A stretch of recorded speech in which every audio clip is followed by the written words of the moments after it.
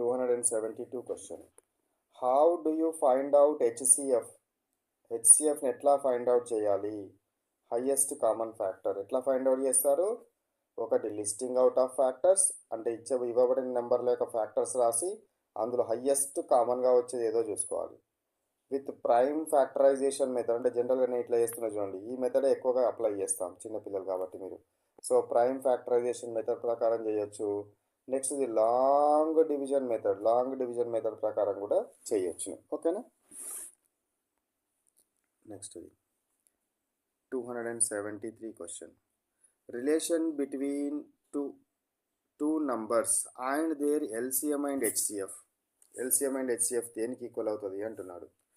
LCM and HCF is equal to the product of two numbers. ఒక రెండు numbers X comma why అన్నాం అనుకోండి. ఈ ఎక్స్ కామా వై యొక్క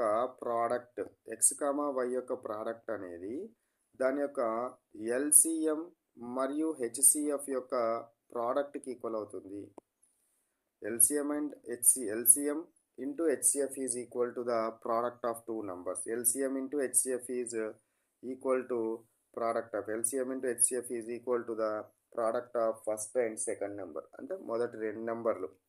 సో ఎక్స్ అండ్ వై ఈ రెండు నెంబర్ల యొక్క ప్రోడక్ట్ అనేది ఎల్సిఎం యొక్క ప్రోడక్ట్కి ఈక్వల్ అవుతుంది.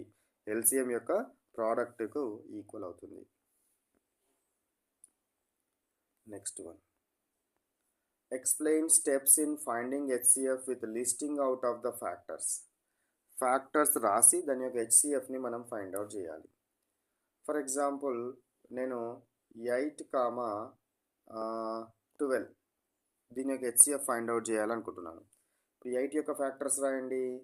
1 టేబుల్లో 1 8 జా 8, 2 టేబుల్లో 2 4 జా 8, 3 టేబుల్లో రాదు, 4 టేబుల్లో 4 ఆల్రెడీ వచ్చేసింది. కాబట్టి దీని యొక్క ఫ్యాక్టర్స్ ఏంటివి? 1, 2, 4, 8. 12 ఫ్యాక్టర్స్ రాయండి. 1 into 12 is equal to 12.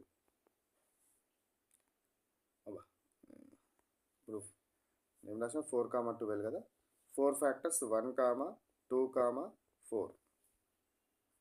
12 factors రాయండి. 12 ఫ్యాక్టర్స్ ఏమైతే చెప్పండి?